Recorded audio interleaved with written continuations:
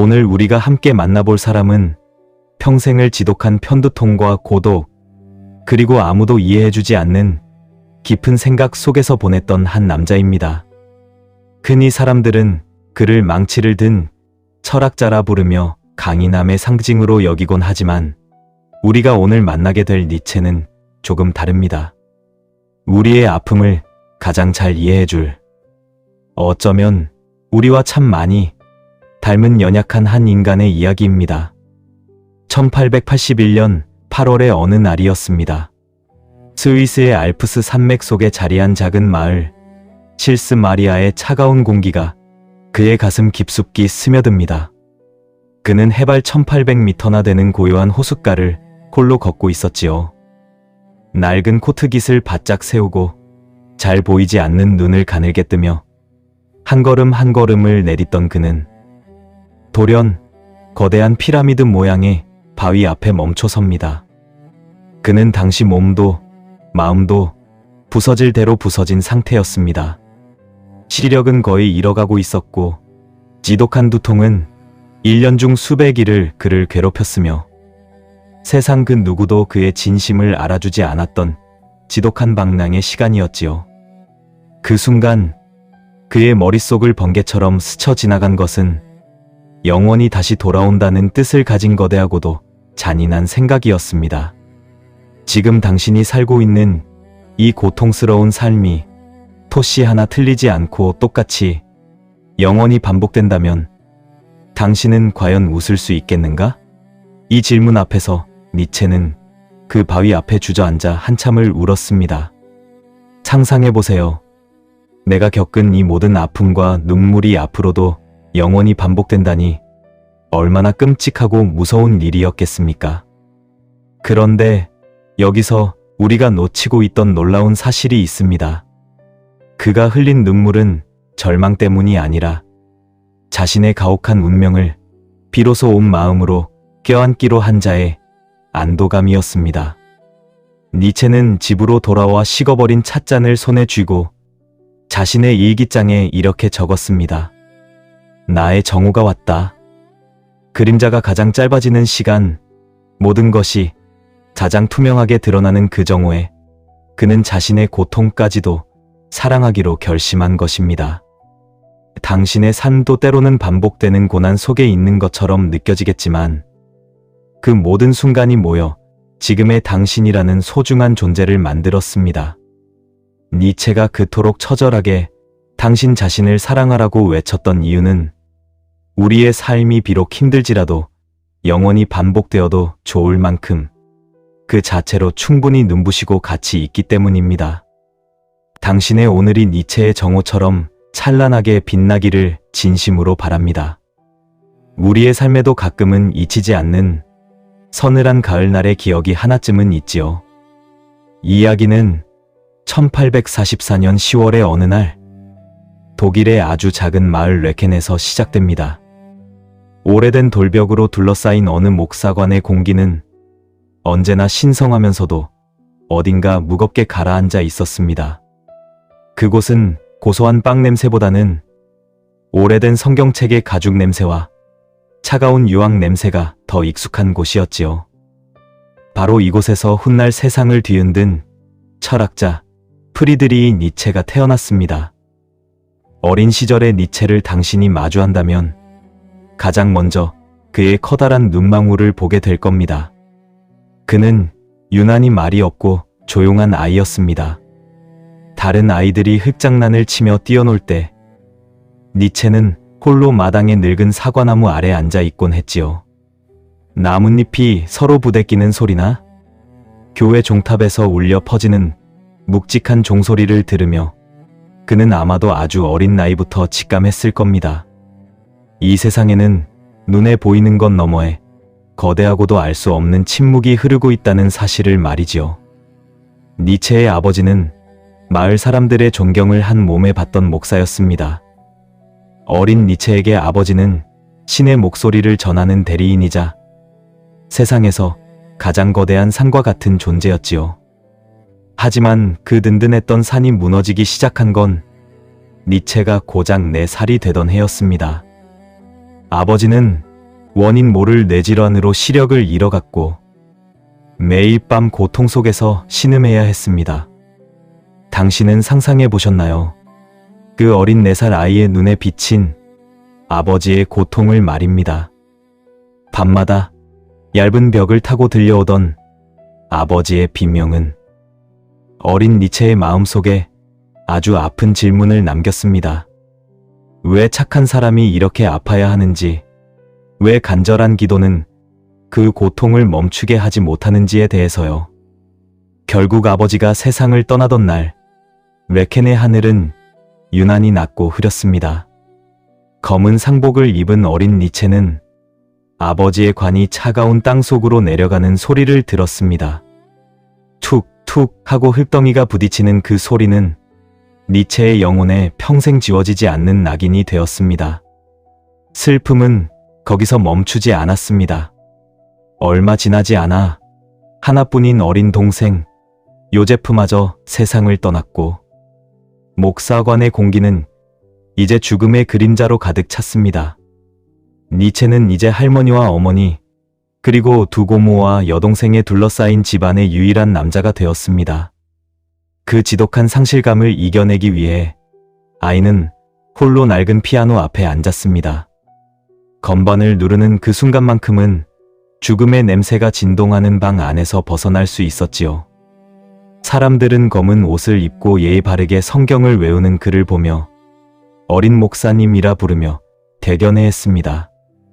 하지만 그 정갈한 옷차림 속에서는 아주 미세한 균열이 일어나고 있었습니다. 아버지가 믿었던 하나님, 그리고 그 아버지를 데려간 하나님에 대한 의문이 싹트기 시작한 것입니다. 그런데 여기서 우리가 놓치지 말아야 할 점이 있습니다. 우리는 흔히 니체를 차가운 무신론자로만 생각하지만 그의 외침은 사실 어린 시절의 그 지독한 고독에서 시작된 것입니다. 그는 훗날 자신의 일기장에 이렇게 적었습니다. 나의 불행은 내가 너무 일찍부터 고독을 알아버렸다는 점에 있다. 이 짧은 문장 속에는 어른들의 눈을 피해 숲속을 걸으며 나무 껍질에 거친 감촉을 느끼고 바스락거리는 낙엽 소리에 집중해야만 했던 한 아이의 외로운 생존 투쟁이 담겨 있습니다. 당신도 혹시 인생의 아주 이른 시기에 도저히 이해할 수 없는 이별을 경험해 보신 적이 있으신지요? 소중한 사람이 떠난 자리에 남겨진 그 적막함 속에서 우리는 삶이 참으로 더섭다는 것을 배우곤 합니다. 니체에게도 그 목사관은 안식처가 아닌 거대한 질문을 던지는 감옥과도 같았습니다. 그가 훗날 나를 죽이지 못하는 것은 나를 더 강하게 만든다라고 말했을 때 그것은 단순히 멋진 말이 아니었습니다. 어린 시절 자신을 짓눌렀던 그 거대한 슬픔 속에서 어떻게든 스스로의 발로 꼿꼿이 서기 위해 내뱉은 처절한 선언이었던 셈이지요. 이제 소년 니체는 정들었던 사과나무와 아버지의 묘지를 뒤로하고 나움부르크라는 새로운 도시로 떠나게 됩니다. 마차 뒷창문을 통해 멀어지는 교회 종탑을 바라보며 그는 자신의 유년기와 작별을 고했습니다. 그것은 단순히 고향을 떠나는 것이 아니라 운명이 시키는 대로만 살아야 했던 어린 아이의 삶과 헤어지는 것이었습니다. 비록 가슴 한구석에는 여전히 차가운 바람이 불고 있었지만 그 바람은 이제 소년을 더 넓은 세상으로, 더 위험한 진실의 숲으로 밀어내고 있었습니다. 상복을 입은 채 침묵하던 그 소년이 어떻게 그 슬픔의 벽을 허물고 자신만의 색깔을 찾아 나가는지, 그 다음 이야기가 궁금하지 않으신가요? 당신의 삶에도 한때는 상복을 입은 듯 무거운 날들이 있었겠지만 그 고통이 결국 당신을 더 단단하게 만들었음을 잊지 마십시오. 니체가 겪었던 그 어두운 복도의 시간이 어떻게 찬란한 지혜로 바뀌게 되는지 그 여정을 계속 함께 걸어가 보겠습니다. 자, 이제 우리는 14살 소년 니체의 뒤를 따라 어느 거대한 석조 건물 앞에 서게 됩니다. 1858년 10월, 니체는 독일에서 가장 이름난 기숙학교 중 하나인 슐프포르타에 입학하게 되었지요. 이곳은 단순히 공부를 가르치는 학교가 아니었습니다. 12세기에 세워진 수도원을 개조해 만든 곳이라 높은 담벼락과 차가운 돌바닥, 그리고 끝을 알 수 없는 긴 복도가 마치 소년을 가두는 정교한 감옥처럼 느껴지는 공간이었습니다. 마차에서 내려 짐을 내리는 소년 니체의 어깨에는 말할 수 없는 긴장이 가득했습니다. 따뜻했던 집을 떠나 이제는 엄격한 규율과 숨막히는 고전 공부의 세계로 던져진 것이니까요. 이곳의 일상은 새벽 4시에 시작되었습니다. 차가운 새벽 공기가 방 안에 머물고 있을 때 종소리가 고요를 깨우면 학생들은 일제히 일어나야 했지요. 태면장의 물은 얼음처럼 차가웠고 식당에서 주는 호밀빵은 이가 아플 정도로 딱딱했습니다. 하지만 니체를 가장 힘들게 했던 것은 육체적인 고단함보다 어디를 가든 따라붙는 숨막히는 통제였습니다. 기도 시간부터 수업, 식사, 심지어 산책 시간까지도 모든 행동은 정해진 시간표에 맞춰야 했습니다. 니체는 이때부터 마음속에 비밀 하나를 품은 채 조금 특별한 이중 생활을 시작하게 됩니다. 겉으로는 누구보다 성실하고 예의 바른 모범생이었지만 그의 내면에서는 거대한 의심의 불꽃이 타오르고 있었기 때문입니다. 그는 매일 두꺼운 사전을 넘기며 고대 언어의 뿌리를 찾아 나갔습니다. 단어 하나하나의 역사를 파헤치다 보니 지금 자신을 짓누르고 있는 당연한 가르침들 역시 누군가에 의해 만들어진 역사의 한 조각일지도 모른다는 사실을 깨달은 것입니다. 당신도 그런 경험이 있으신가요? 세상이 정해놓은 정답을 묵묵히 따라가면서도 마음 한구석에서는 자꾸만 이게 정말 맞는 걸까? 하는 의문이 불쑥불쑥 고개를 들던 그런 순간들 말입니다. 니체는 학교 도서관의 구석진 자리를 참 좋아했습니다. 먼지가 쌓인 낡은 책들 사이에서 그는 성경이 아닌 고대 그리스의 비극을 읽으며 가슴이 뛰는 것을 느꼈습니다. 그 속에는 죄의식에 시달리는 사람이 아니라 자신의 가혹한 운명에 당당히 맞서다 파멸하는 거인 같은 영웅들이 살고 있었기 때문입니다. 하지만 슐프포르타에서의 생활은 그에게 시련도 안겨주었습니다. 평생 그를 괴롭혔던 편두통과 시력 저하가 바로 이 시기에 본격적으로 시작된 것이지요. 어느 오후 창가에서 글을 읽던 니체는 갑자기 눈앞이 하얗게 번지는 것을 느꼈습니다. 머릿속에서는 마치 누군가 망치로 머리를 두드리는 것 같은 지독한 통증이 밀려왔습니다. 그는 펜을 내려놓고 관자놀이를 짚으며 눈을 감아야 했습니다. 창밖에는 이름 모를 새들이 자유롭게 날아다니고 있었지만 니체에게는 그 눈부신 햇살조차 날카로운 바늘처럼 아프게만 느껴졌습니다. 그런데 여기서 니체는 아주 놀라운 생각을 하게 됩니다. 왜 나에게 이런 고통이 올까라고 원망하는 대신 고통이 자신에게 무엇을 가르쳐주는지에 집중하기 시작한 것입니다. 몸이 아플 때 비로소 우리는 우리의 육체를 자각하게 되고 당연하게 여겼던 평범한 일상이 얼마나 부서지기 쉬운지 깨닫게 되지요. 니체는 그 아픔 속에서 삶의 뒷면을 들여다보는 법을 배웠습니다. 학교 뒤편 숲길을 홀로 걸으며 그는 자문했습니다. 나는 정말로 아버지가 바랐던 목사가 될 수 있을까? 내 안에서 꿈틀대는 이 수많은 질문들을 억누른 채 평생 믿음만을 가르치며 살 수 있을까 하고 말입니다. 그 무렵 니체는 기숙사 침대에 누워 일기에 이런 말을 남깁니다. 진리를 찾는 자는 마음의 안식을 포기해야 한다. 이 문장은 어린 소년이 내뱉기에는 참으로 시리고 아픈 깨달음이었습니다. 자신이 가려는 길이 남들이 걷는 편안한 꽃길이 아니라 거친 돌밭이 이어지는 고독한 산길이 될 것임을 그는 이미 알고 있었던 것입니다. 당신 역시 삶의 어느 순간 선택의 갈림길에 서보셨겠지요. 남들이 옳다고 하는 길을 따라가며 안정을 얻을 것인지, 아니면 내 안의 목소리를 따라 거친 광야로 나갈 것인지 말입니다. 니체는 슐프포르타에서의 6년이라는 시간 동안 지식을 얻었지만 동시에 오래된 신앙을 내려놓았습니다. 아니, 정확히 말하자면 무비판적인 믿음을 버리고 스스로 생각하고 비판하는 사유의 힘을 얻은 것입니다. 그는 교문을 나서며 스스로에게 약속했습니다. 이제부터는 그 누구의 목소리도 아닌 오직 나 자신의 목소리로 세상을 향해 말하겠노라고요. 비록 그 뿌리가 어둡고 차가운 땅 속을 헤매며 고통스러웠을지라도 그 덕분에 니체는 어떤 비바람에도 흔들리지 않는 자신만의 단단한 철학의 기둥을 세울 수 있었습니다.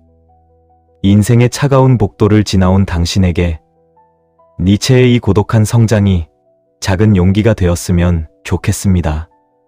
남들의 시선이 아닌 당신의 내면이 원하는 진실을 찾아가는 그 길이 비록 조금은 외로울지라도 가장 가치 있는 일이라는 것을 말이지요. 이제 청년이 된 니체는 더 넓은 세상으로 향합니다. 그곳에는 그의 인생을 송두리째 바꿀 운명적인 만남이 기다리고 있습니다. 비가 부슬부슬 내리는 늦가을의 어느 날을 상상해 보세요. 길가에 떨어진 젖은 낙엽 냄새가 코끝을 스치고 어깨 위로 차가운 빗방울이 한두 방울씩 스며드는 그런 날 말입니다. 1865년 라이프치히의 거리를 걷던 21살의 청년 니체도 당신처럼 조금은 쓸쓸하고 축축한 기분을 느끼고 있었을 겁니다. 그는 당시 다니던 본 대학교의 거친 분위기에 큰 실망을 느끼고 마치 도망치듯 이곳 라이프치히로 자리를 옮긴 상태였지요. 술에 취해 싸움을 일삼는 학생들 사이에서 고독하게 진리를 찾고 싶었던 청년의 마음은 얼마나 허전했을까요? 니체는 평소처럼 낡은 코트 깃을 세우고 걷다가 습관처럼 단골 고서점인 린덴하우어 상점의 문을 열었습니다. 딸랑거리는 작은 종소리와 함께 수천 권의 책들이 내뿜는 그 묵직하고 퀴퀴한 종이 냄새가 그를 맞이했지요. 먼지가 뽀얗게 앉은 서가 사이를 천천히 거닐던 그의 손길이 어느 이름 없는 책 한 권에서 멈추었습니다. 그 책의 제목은 이지와 표상으로서의 세계였습니다. 제목이 조금 어렵지요? 쉽게 풀이하자면 내 마음속에 꿈틀대는 욕망과 내가 바라보는 세상의 모습이라는 뜻입니다. 그는 홀린 듯 그 책을 사서 어두운 하숙집 방으로 돌아왔습니다. 작은 등불을 켜고 침대 위에 걸터앉아 첫 장을 넘긴 그날 밤, 니체는 단 한순간도 잠을 이룰 수 없었습니다. 저자인 쇼펜하우어의 문장들은 마치 거울처럼 니체의 마음속 깊은 곳에 숨겨져 있던 어둠을 그대로 비추고 있었거든요. 이 세상은 끝없는 욕심들이 부딪히는 전쟁터이고 우리 인간의 삶은 고통과 지루함 사이를 왔다 갔다 하는 시계추와 같다는 그 처절한 진실을 마주한 것입니다. 당신도 가끔 그럴 때가 있으시지요? 누구에게도 말 못하고 꾹꾹 눌러왔던 마음속의 아픔을 누군가가 책 속에서 그대로 읊어주는 것을 보았을 때의 그 섬뜩하면서도 반가운 기분 말입니다. 니체에게 이 만남은 단순한 독서가 아니었습니다. 어린 시절 아버지를 떠나보내며 느꼈던 그 막막한 허무함이 도대체 무엇이었는지 비로소 깨닫게 된 순간이었지요. 쇼펜하우어는 말했습니다. 인생은 고통이다. 하지만 그 아픔을 똑바로 쳐다볼 때 우리는 헛된 희망이라는 감옥에서 벗어날 수 있다라고 말이지요.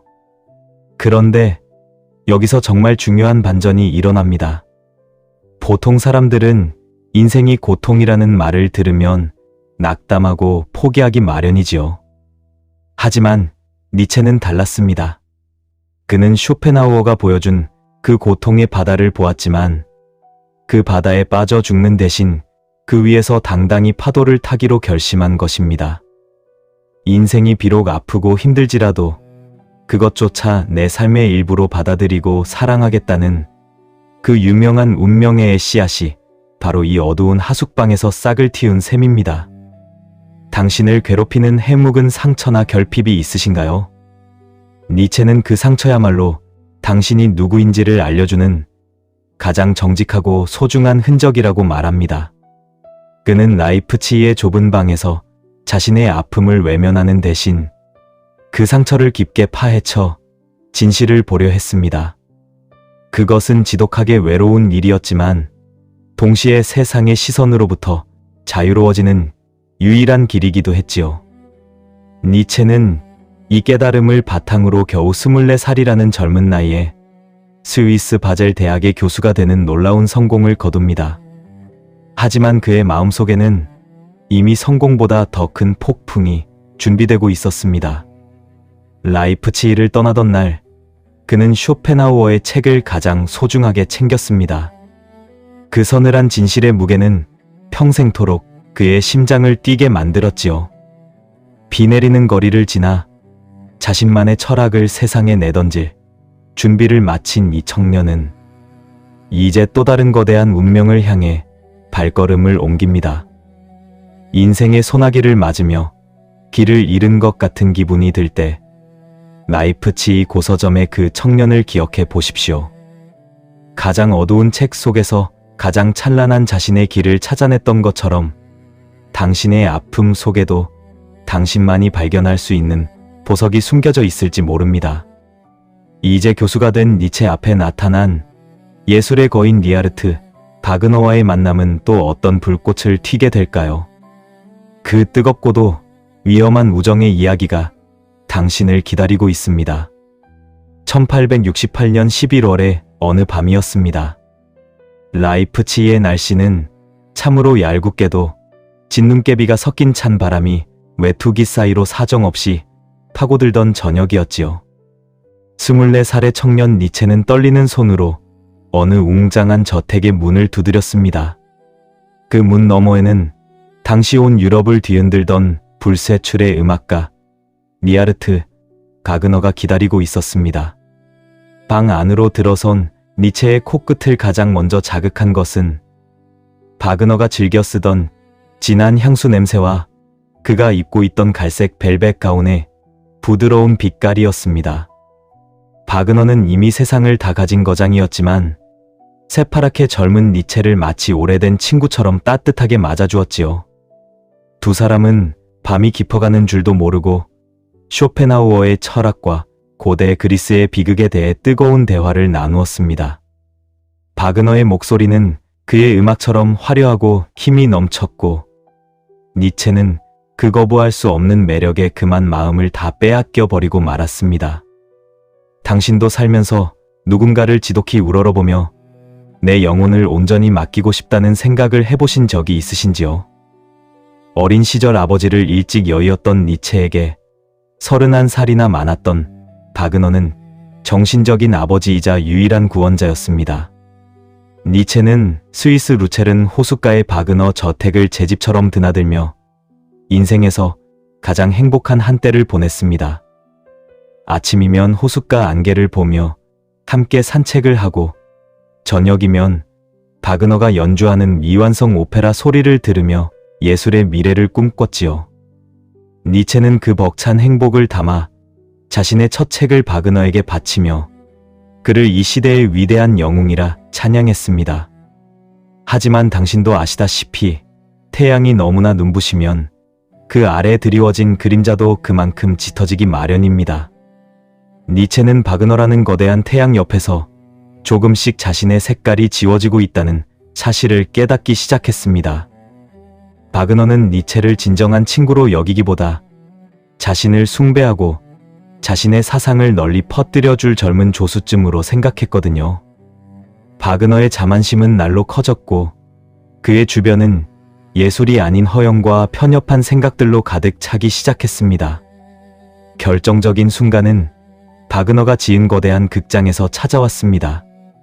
예술의 순수함을 기대했던 니체는 그곳에 모인 사람들이 그저 잘 보이기 위해 모인 속물들이라는 사실에 큰 충격을 받았습니다. 무엇보다 그를 아프게 한 것은 바그너의 변화였습니다. 니체가 그토록 싫어했던 나약한 종교적 위안으로 바그너가 되돌아가는 것을 보며 니체의 가슴은 갈기갈기 찢어지는 듯 했습니다.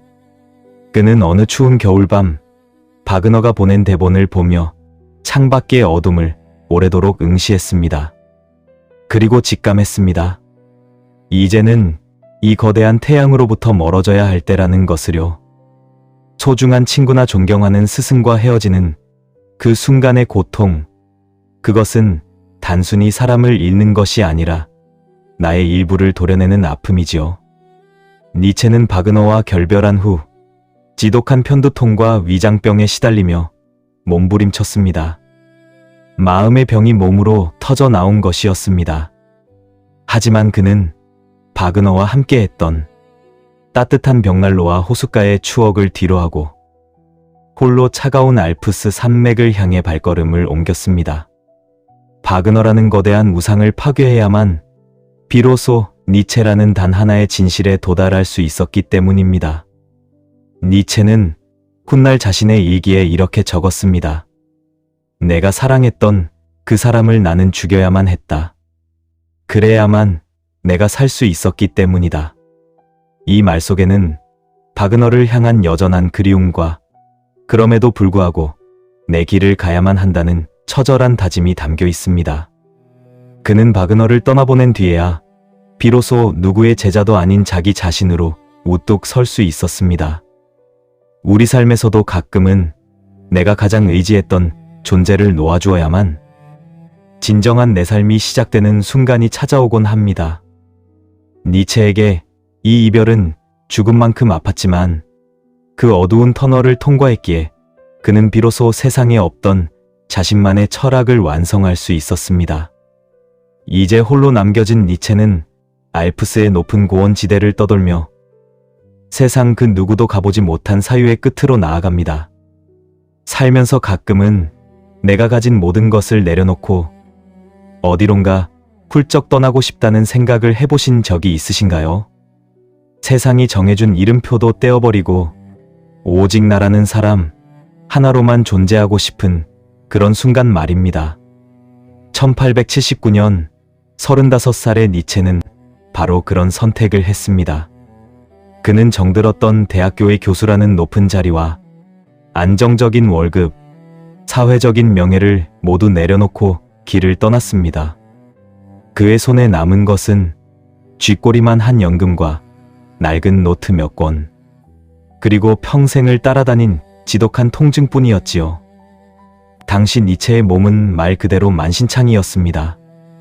1년 중 200일을 지독한 두통에 시달려야 했고 위장은 아무것도 받아들이지 못해 시도 때도 없이 구토가 밀려왔습니다.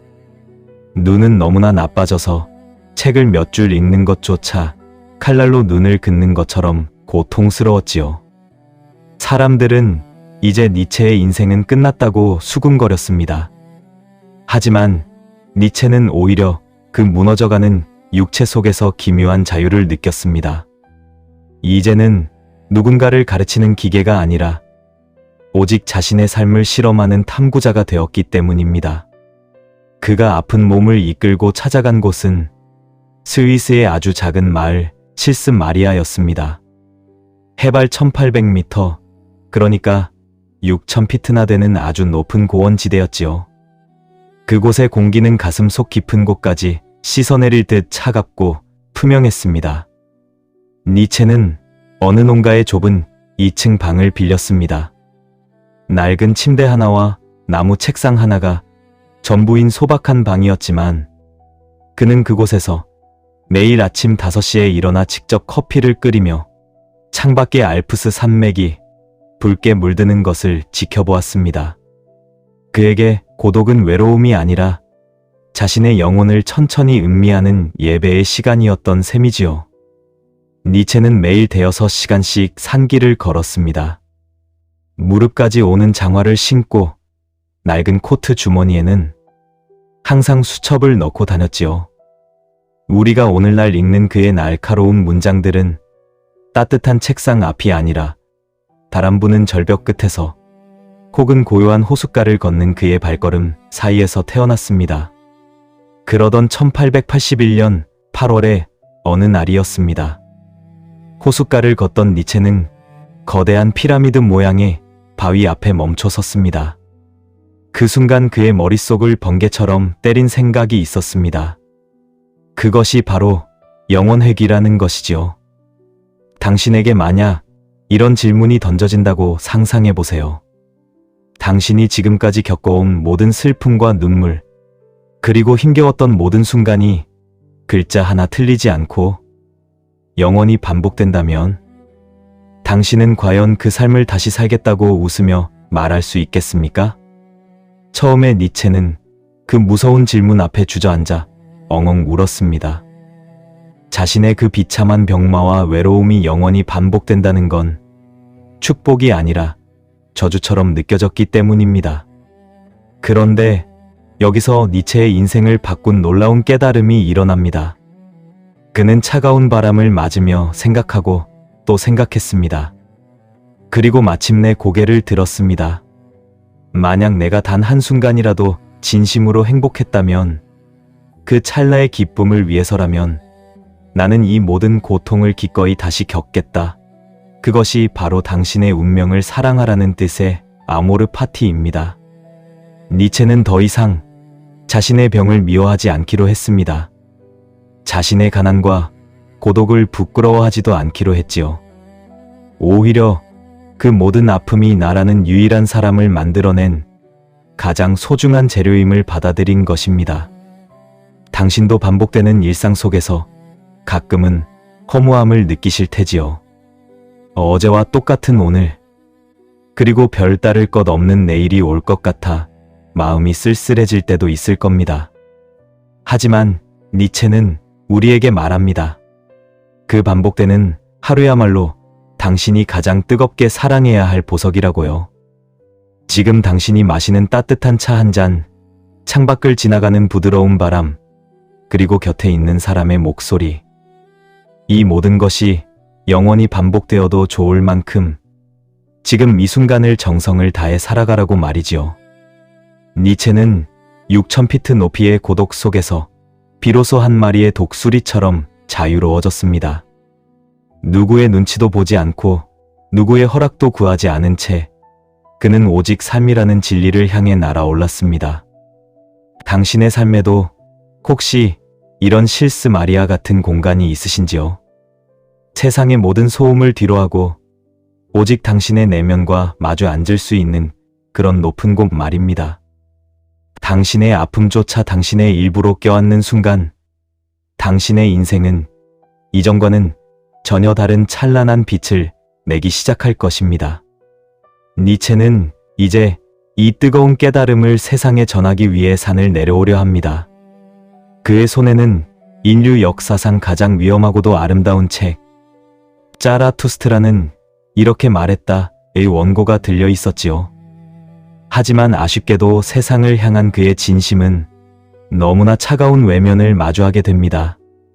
고독을 친구 삼아 산 위를 걷던 그 차가운 철학자에게도 드디어 따스한 봄바람이 찾아왔습니다. 하지만 그 봄은 다정한 햇살이 아니라 살을 에이는 얼음물처럼 날카롭게 그의 인생을 파고들었지요. 1882년의 어느 봄날, 로마의 성 베드로 성당 앞이었습니다. 니체는 그곳에서 자신의 운명을 송두리째 뒤흔들 여인 루살로메를 처음으로 만나게 됩니다. 당시 니체는 37이었고 루살로메는 이제 막 꽃을 피우기 시작한 21살의 청춘이었습니다. 니체는 그녀를 처음 본 순간 자신의 영혼이 단번에 꿰뚫리는 것 같은 전율을 느꼈습니다. 그는 그녀에게 다가가 떨리는 목소리로 첫인사를 건넸지요. 우리가 어느 별에서 떨어져 이곳에서 이렇게 만나게 된 것일까요? 이 말은 단순히 연애를 하고 싶다는 유혹이 아니었습니다. 지독한 외로움 끝에 드디어 나를 이해해줄 영혼의 단짝을 찾았다는 한이의 외침이었던 셈입니다. 루살로메는 당시 유럽에서 가장 똑똑하고 아름다운 여인이었습니다. 그녀는 웬만한 남자 철학자들보다 훨씬 예리한 지성을 가졌고 니체는 그녀와 대화를 나누며 처음으로 이해받는다는 것이 무엇인지 알게 되었습니다. 두 사람은 로마의 유적지를 걷고 스위스의 맑은 호숫가에서 밤늦도록 철학을 논했습니다. 니체에게 그녀는 제자이자 연인이자 자신의 모든 생각을 이어받을 유일한 후계자처럼 보였습니다. 하지만 당신도 잘 아시겠지만 지나치게 뜨거운 갈망은 때로는 비극의 씨앗이 되기도 합니다. 니체는 그녀를 온전히 소유하고 싶어 했습니다.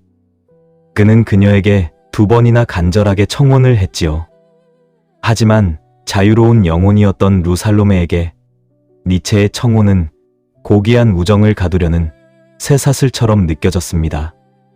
그녀는 니체의 천재성은 사랑했지만 한 남자의 아내로 묶여 사는 평범한 삶은 원하지 않았거든요.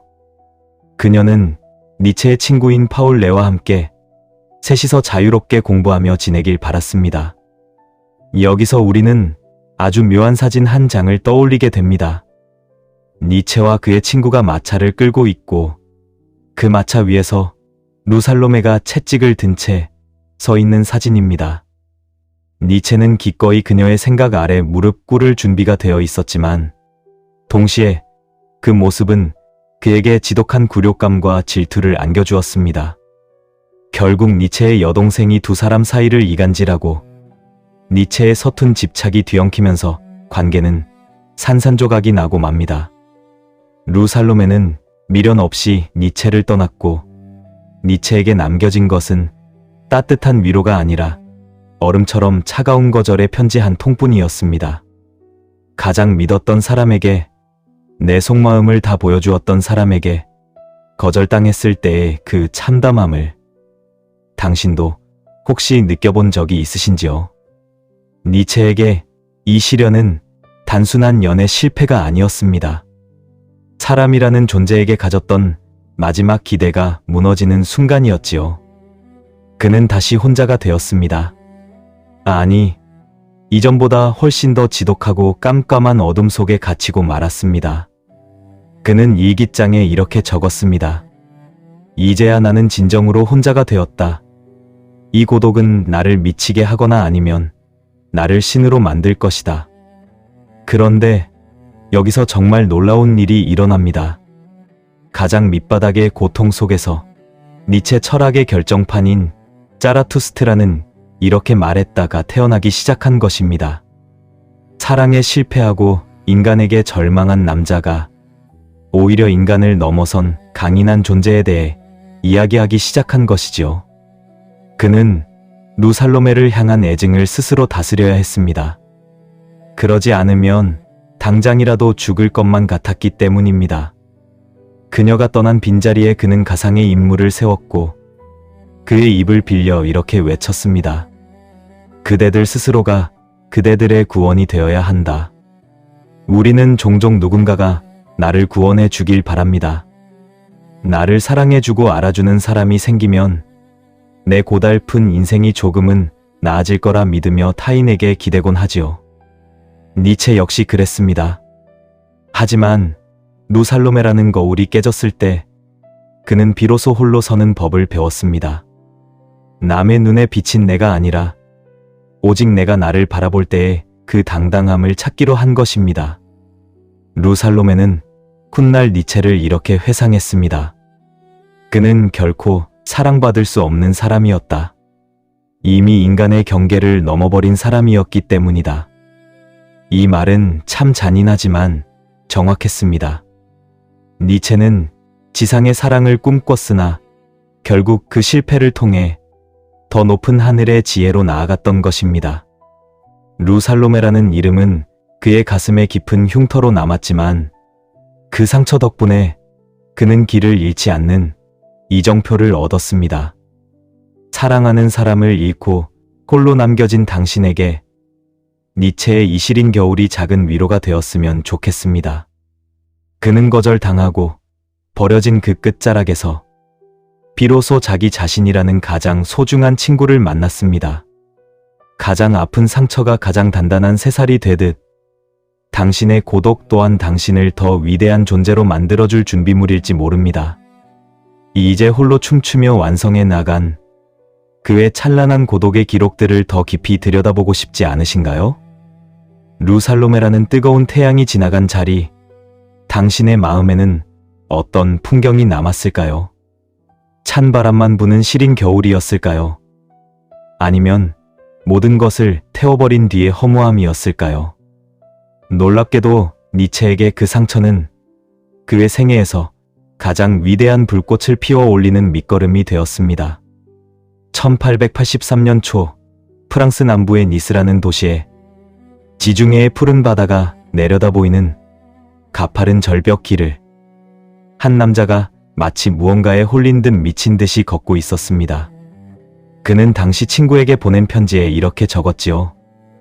내 몸 전체가 하나의 거대한 폭풍이 된 것만 같다.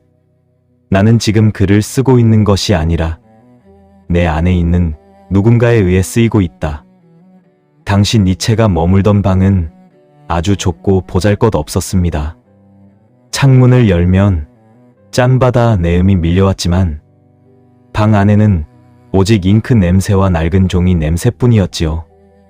그는 아침 일찍 일어나 올리브 몇 알과 빵 한 조각으로 대충 배를 채우고는 곧바로 산길로 나섰습니다. 매일 8시간이 넘도록 산을 타고 길을 걸었습니다. 다리는 후들거리고 숨은 턱끝까지 차올랐지만 그의 머릿속에서는 짜라투스트라라는 인물의 목소리가 천둥처럼 울려 퍼졌습니다. 길을 걷다 멈춰서서 수첩에 휘갈겨 쓴 그 문장들이 훗날 인류의 생각을 통째로 뒤흔든 짜라투스트라는 이렇게 말했다. 의 시작이었습니다. 니체는 이 책을 단 10일 만에 써 내려갔습니다. 자신이 그동안 겪어온 모든 아픔과 생각을 한 편의 아름다운 춤으로 바꾼 것이지요. 당신은 니체가 왜 그토록 춤을 강조했는지 궁금하지 않으신가요? 그것은 삶의 무거운 짐에 눌려 비틀거리는 것이 아니라 그 무게를 리듬으로 삼아 가볍게 뛰어오르는 마음가짐을 말합니다. 그는 지독한 두통과 사랑의 상처를 향해 오히려 즐겁게 춤을 추며 반격을 가한 것입니다. 그는 이 책에서 우리 마음이 3단계를 거쳐 변해야 한다고 말했지요. 남이 시키는 대로 무거운 짐을 지고 가는 낙타의 시간, 그 굴레를 벗어던지며 자유를 외치는 사자의 시간, 그리고 마침내 모든 것을 잊고 지금 이 순간의 놀이에 집중하는 어린아이의 시간 말입니다. 그런데 여기서 우리가 마주하게 되는 서글픈 사실이 하나 있습니다. 니체는 이 위대한 책을 세상에 내놓았지만 세상은 그에게 오직 차가운 침묵만을 돌려주었습니다. 독일 전역에서 팔린 책은 고작 몇십 권에 불과했지요. 서점 구석에서 먼지만 쌓여가는 자신의 책을 생각하며 니체는 니스 해변의 모래사장에 앉아 끝없는 수평선을 바라보았습니다. 그는 평소 알고 지내던 학자들에게 책을 보내기도 했지만 돌아오는 답장은 그저 예의 바른 거절이거나 그의 정신을 걱정하는 충고뿐이었습니다. 그 침묵 속에서 니체는 뼈저린 진실을 깨닫습니다. 진정으로 새로운 것을 만드는 사람은 반드시 혼자가 되어야 하며 그 고독의 대가는 오직 자기 자신만이 짊어져야 한다는 사실을 말이지요. 당신도 인생을 살아가며 그런 기분을 느끼신 적이 있으시지요? 내 진심을 누구도 알아주지 않을 때 공들여 쌓아온 노력이 세상이라는 벽에 부딪혀 산산조각 나는 것 같을 때 말입니다. 하지만 니체는 그 무력함 속에서 오히려 더 단단해졌습니다. 그는 나의 시대는 아직 오지 않았다. 어떤 사람들은 죽고 나서야 비로소 태어난다라고 말하며 자신의 목소리를 알아줄 미래의 영혼들을 믿기로 했습니다. 그는 거의 보이지 않는 눈으로 종이에 코를 박은 채 손등에 잉크를 묻혀가며 마지막 글자까지 써 내려갔습니다. 그에게 이 작업은 단순히 글을 쓰는 것이 아니라 자신의 생명을 깎아 빛을 만드는 간절한 의식이었던 셈입니다. 니체는 짜라투스트라를 완성한 후 이제 더 이상 사람들의 이해를 구걸하지 않게 되었습니다. 홀로 걷고 홀로 먹고 홀로 피아노를 연주하며 자신의 내면에 떠오른 찬란한 태양을 즐겼지요. 고독은 더 이상 그를 갉아먹는 괴물이 아니라 그를 지켜주는 가장 든든한 갑옷이 되어주었습니다. 당신이 지금 느끼는 그 외로움이 혹시 당신을 새로운 삶으로 이끌어주는 성장의 통증은 아닐까요? 거창한 목표가 없어도 좋습니다. 그저 오늘 당신에게 주어진 운명을 기쁘게 껴안고 한 걸음씩 가볍게 내딛는 것만으로도 당신은 이미 충분히 아름답습니다. 이제 니체는 이 찬란했던 창작의 시간을 뒤로하고 그의 생의 마지막을 장식할 거대한 운명 속으로 걸어가려 합니다. 그의 발걸음은 이제 이탈리아의 광장 토리노로 향하고 있었습니다. 그곳에서 그는 자신의 모든 생각을 멈추게 할 가장 슬프고도 거룩한 포옹을 기다리고 있습니다. 1889년 1월의 토리노는 유난히도 맑고 투명한 겨울 햇살이 가득했습니다. 당신도 마음이 유독 편안해지는 나만을 위해 만들어진 것 같은 장소가 하나쯤 있으시지요? 니체에게는 이탈리아의 도시 토리노가 바로 그런 곳이었습니다. 그는 그곳의 반듯한 거리와 웅장한 광장을 걸으며 자신의 지친 영혼이 비로소 쉴 곳을 찾았다고 믿었습니다. 그 시기에 그는 마치 거대한 폭탄처럼 뜨거운 영감을 쏟아내며 자신의 시대가 머지 않았음을 온몸으로 느끼고 있었지요. 하지만 그 찬란한 정신의 높이만큼이나 그의 몸과 마음은 이미 팽팽하게 당겨진 활시위처럼 위태로웠습니다. 밤마다 피아노 앞에 앉아 울고 웃으며 알 수 없는 곡들을 연주하던 그의 방 안에는 잉크가 채 마르지 않은 원고들이 수북하게 쌓여 있었지요. 그러던 어느 날 1889년 1월 3일이었습니다. 카를로 알베르토 광장에는 갓 구운 빵 냄새와 사람들의 웅성거림이 평화롭게 떠돌고 있었습니다. 평소처럼 산책을 하던 니체는 광장 한복판에서 자신의 발걸음을 멈추게 한 비극적인 장면 하나를 목격합니다. 그것은 짐을 가득 실은 마차를 끄는 늙은 말 한 마리와 그 말이 움직이지 않는다며 사정없이 채찍질을 해대는 마부의 모습이었습니다. 마부의 채찍은 공기를 가르며 말의 등 위로 툭툭 소리를 내며 떨어졌습니다. 말은 고통에 몸을 떨며 비틀거렸지만 마부의 분노는 멈출 줄을 몰랐지요. 그 광경을 보던 사람들은 그저 멀찍이 서서 구경만 했지만 니체는 달랐습니다. 그는 평생 동안 나약한 마음이나 남의 불행을 가엾게 여기는 동정을 경계하라고 가르쳤던 철학자였지요. 하지만 그 순간 그의 가슴 속에 꾹꾹 눌러 담았던 무언가가 댐이 터지듯 폭발하고 말았습니다. 니체는 비명을 지르며 마차로 달려갔습니다. 그리고는 채찍을 맞고 있던 말의 목을 자신의 두 팔로 꽉 껴안았습니다. 니체는 말에 젖은 눈동자에 자신의 얼굴을 맞대고 아이처럼 엉엉 울기 시작했습니다. 미안하다. 나의 형제여. 정말 미안하다. 그는 그렇게 속삭이며 말의 고통을 자신의 몸으로 대신 받으려 애썼습니다. 주변 사람들은 이 미친 노신사를 보며 당황했지만 니체에게는 오직 말의 거친 숨결과 그 가엾은 생명의 떨림만이 세상의 전부였습니다. 그런데 여기서 우리는 인생의 묘한 역설을 마주하게 됩니다. 남을 불쌍히 여기는 마음을 그토록 비판했던 그가 결국 세상에서 가장 낮은 존재인 짐승의 아픔 앞에서 자신의 모든 것을 내려놓고 무너진 것이지요.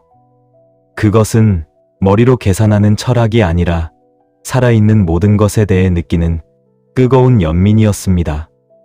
그는 그 말의 눈 속에서 평생 무거운 사유의 짐을 지고 채찍질을 당하면서도 홀로 묵묵히 걸어온 자신의 고독한 운명을 보았을지도 모릅니다. 결국 니체는 그 자리에서 쓰러졌고 그의 정신은 우리가 아는 세상 너머로 멀리 떠나버리고 말았습니다. 그는 며칠 동안 침대에 누워 알 수 없는 말들을 중얼거렸습니다. 때로는 자신이 신이라고 했다가 때로는 십자가에 못 박힌 자라고 말하기도 했지요. 친구들의 도움으로 고향으로 돌아가는 기차 안에서 그는 창밖을 보며 어린아이처럼 웃기도 하고 구슬픈 노래를 부르기도 했습니다. 그의 눈동자는 이제 현실을 보지 못한 채 오직 자신의 내면에 핀 고요한 그림자만을 바라보고 있었습니다. 당신도 살아가면서 감당하기 힘든 무게의 진실을 만날 때가 있지요. 너무나 완벽하게 살려고 애쓰다가 영혼의 어느 한 부분이 툭 하고 끊어져 버리는 그런 순간 말입니다. 니체의 광기는 어쩌면 인간이 감당하기에는 너무나 뜨거운 진리를 손에 쥐려다 결국 그 불꽃에 타버린 육체의 마지막 대답이었을지도 모릅니다. 그가 말에 목을 안고 흘렸던 눈물은 그 어떤 철학책보다 더 깊은 울림을 우리에게 전해줍니다. 나는 아파하는 당신을 사랑한다. 그리고 당신의 고통이 바로 나의 고통이다라는 그 따뜻한 고백 말이지요. 이제 니체에게 남은 것은 어머니와 여동생의 보살핌 속에 머무는 10년의 긴 침묵이었습니다. 세상은 뒤늦게 그를 천재라 부르며 칭송하기 시작했지만 정작 니체 자신은 그 영광의 목소리를 전혀 듣지 못했습니다. 그는 텅 빈 눈으로 창밖을 보며 여전히 토리노의 광장에서 그 말을 안아주고 있었을지도 모릅니다. 당신에게 강해지라고 말했던 그 철학자가 남긴 마지막 모습은 결국 타인의 아픔을 온전히 껴안는 더대한 눈물이었습니다. 가장 강한 척했지만 누구보다 여린 마음을 가졌던 니체. 그가 보냈던 고요한 마지막 10년의 세월은 우리에게 어떤 의미를 남겼을까요? 당신의 삶에 닥친 그 모든 채찍질로부터 당신을 지켜주고 싶어 하던 그의 진심 어린 마음이 오늘 당신의 가슴에 작은 온기로 남기를 바랍니다. 세상에서 가장 강한 목소리로 신은 죽었다고 외치고 스스로 초인이 되라고 다부지게 말했던 그 철학자가 인생의 마지막을 가장 고요한 어린아이의 모습으로 보냈다는 사실을 당신은 알고 계시는지요? 니체의 마지막 11년은 그의 찬란했던 천재성이 깊은 바닷속으로 가라앉아 버린 누구도 닿을 수 없는 침묵의 시간이었습니다. 그 뜨겁던 불꽃은 꺼진 것이 아니라 단지 우리 눈에 보이지 않는 아주 깊은 곳으로 숨어버린 것뿐이었지요. 처음에 그는 예나의 어느 정신병원에 머물렀습니다. 하얀 벽과 차가운 바닥만이 있는 그곳에서 니체는 가끔 피아노 앞에 앉았지요. 비록 예전처럼 화려한 곡은 아니었지만 건반을 누르는 그의 손가락은 여전히 힘이 넘쳤습니다. 그가 연주하는 그 알 수 없는 불협화음은 마치 부서진 자신의 영혼이 세상을 향해 내지르는 마지막 비명처럼 들렸습니다. 그는 멍하니 창밖을 보며 자신이 그토록 사랑했던 알프스의 맑은 구름만을 그리워할 뿐이었습니다. 그 소식을 듣고 늙은 어머니 프란치스카가 달려왔습니다. 이미 남편을 잃은 노모가 정신을 잃은 아들을 바라보는 그 심정이 어떠했을까요? 어머니는 아들을 데리고 예전 그가 살던 나움부르크의 집으로 돌아왔습니다. 이제 니체는 다시 어린아이가 되었습니다. 어머니가 떠주는 따뜻한 수프를 받아먹고 어머니가 갈아입혀주는 옷을 입으며 그는 하루 종일 소파에 앉아 시간을 보냈습니다. 한때 세상을 뒤흔들었던 그 거대한 콧수염 아래 입술은 이제 아무런 말도 없이 굳게 닫혀 있었습니다. 그는 가끔 어머니를 보며 나는 참 행복해요라고 짧게 말하곤 했는데 그것이 정말 행복해서였는지 아니면 모든 짐을 내려놓은 자의 편안함이었는지는 오직 하늘만이 알 수 있을 겁니다. 그런데 이 평화롭고도 서글픈 시간에 그림자가 드리우기 시작합니다. 니체의 여동생 엘리자베트가 돌아온 것입니다. 그녀에게 정신을 잃은 오빠는 그저 돈을 벌어다 줄 귀한 전시물에 불과했습니다. 그녀는 니체를 바이마르의 화려한 저택으로 옮기고는 그곳을 니체 보관소라고 이름 붙였지요. 엘리자베트는 오빠에게 깨끗한 흰 옷을 입히고 머리를 정갈하게 빗겨준 뒤 유명한 사람들을 불러 모아 소파에 멍하니 앉아 있는 니체를 구경시켜 주었습니다.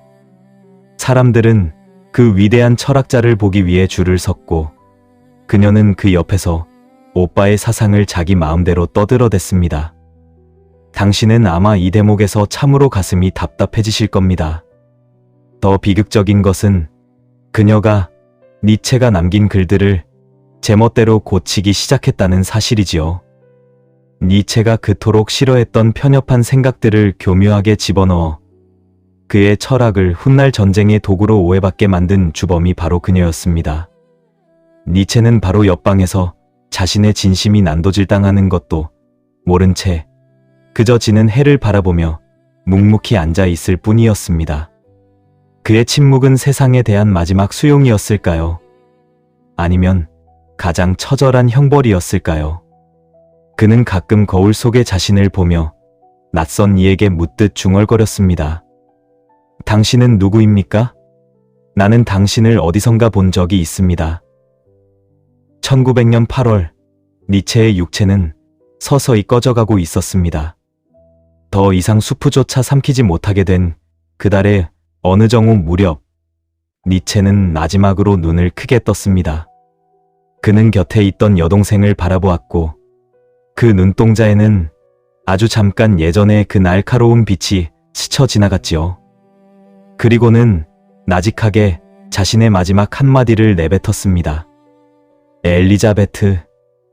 그것이 그가 세상에 남긴 마지막 인간적인 외침이었습니다. 그날 바이마르의 하늘은 유난히도 푸르고 높았습니다. 그가 그토록 사랑했던 실스 마리아의 맑은 공기가 그를 데리러 온 것만 같았지요. 니체의 마지막 10년은 우리에게 참으로 많은 것을 묻습니다. 인간의 위대함이란 화려한 업적에 있는 것이 아니라 삶이 우리를 어디로 데려가든 그 운명을 묵묵히 견뎌내는 태도에 있다는 것을요. 그는 만년에 아무것도 할 수 없는 존재가 되었지만 그 존재 자체로 내려놓음이 무엇인지를 우리에게 보여주었습니다.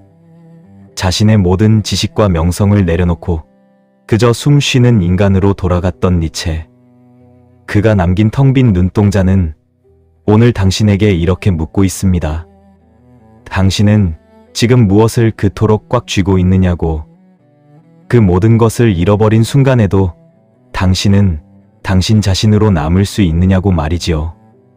이제 니체는 더 이상 편두통에 시달리지 않아도 되고 사람들의 차가운 시선에 상처받지 않아도 되는 영원한 안식의 세계로 떠났습니다.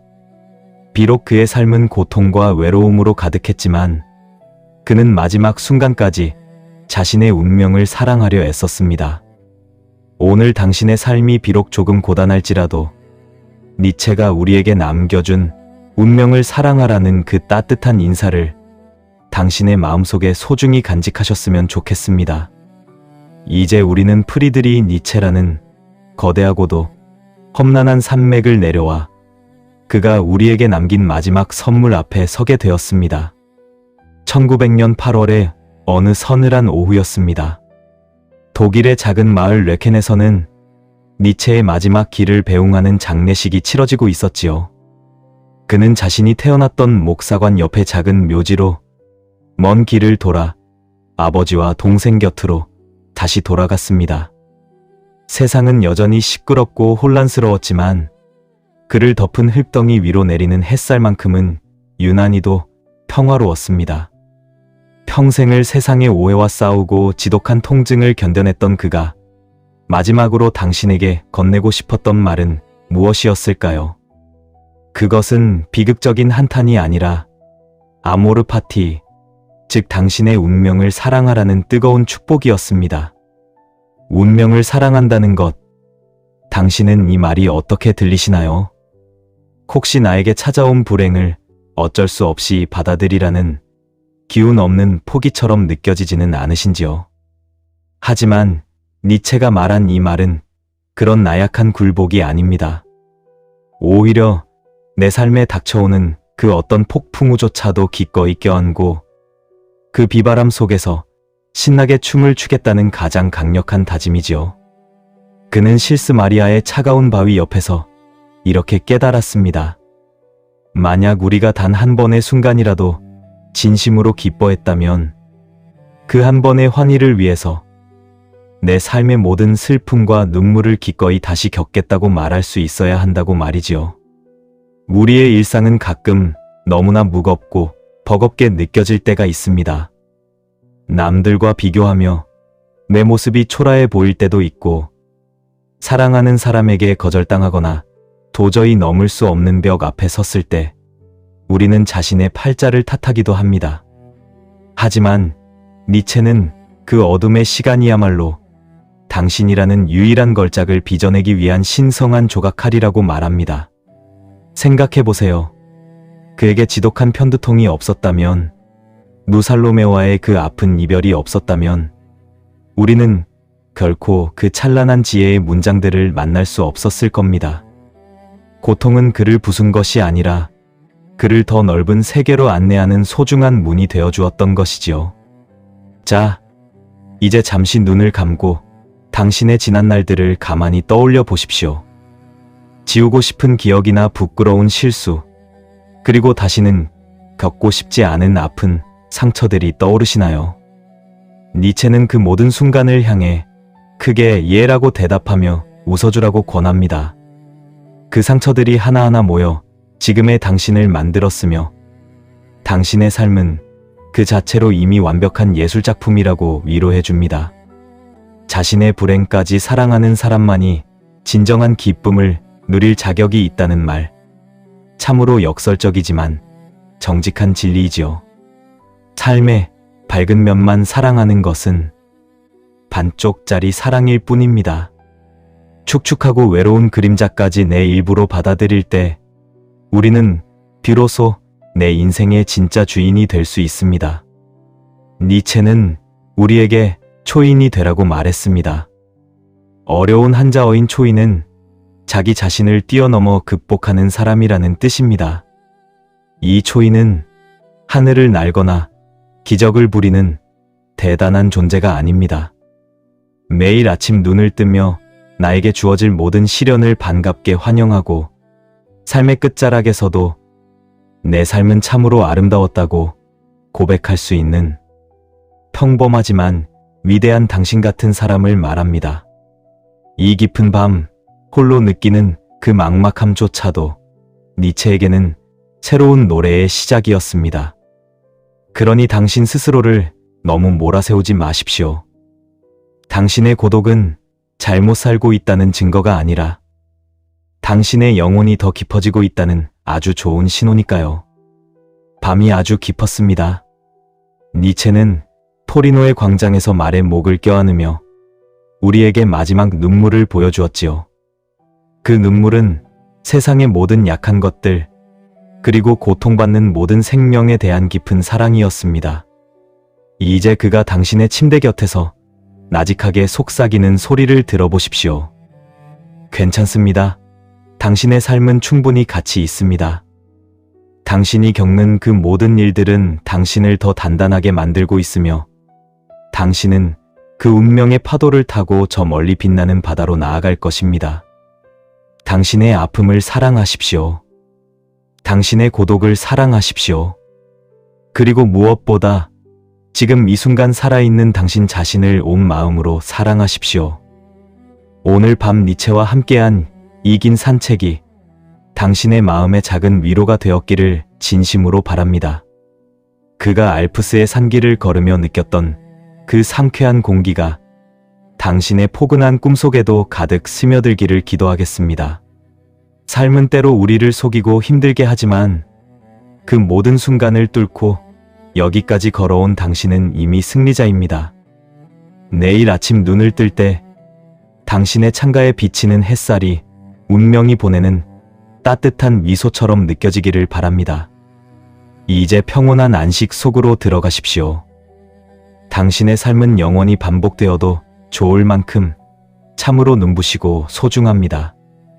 부디 깊고 평안한 밤 되시길 바랍니다.